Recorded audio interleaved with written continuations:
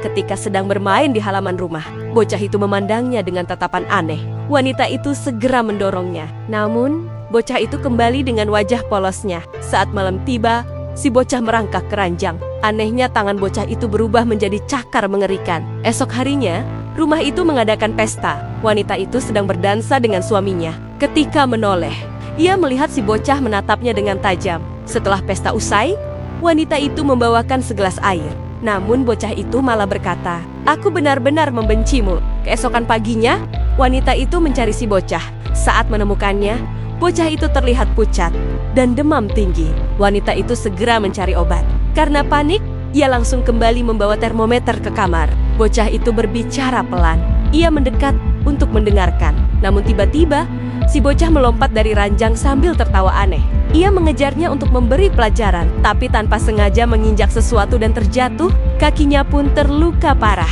Saat sang suami pulang, wanita itu menceritakan semua kejadian. Namun sang suami hanya berkata, "Anak kita hanya sedikit nakal." Beberapa hari lalu, bocah itu masuk ke ruang bawah tanah. Di sana, ia mendengar suara dari balik tembok. Saat mendekat, ayahnya datang dan segera mengunci pintu itu.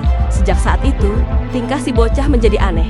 Malam harinya, wanita itu terbangun. Ia melihat pisau di celah pintu. Ketakutan, ia pun berniat kabur, namun jendela sudah tertutup rapat. Ternyata semua itu hanyalah mimpi. Meski begitu, bajunya benar-benar robek. Si bocah memberikan pakaian sambil bertanya, "Pernahkah ibu menghabisi seseorang?" 10 tahun lalu, ia pernah mengalami kekerasan dari suami pertama. Karena sudah tak tahan, ia pun menghabisinya. Sejak itu, ia mengalami gangguan dan bahkan menjalani hipnoterapi. Berkat suami barunya, ia perlahan pulih.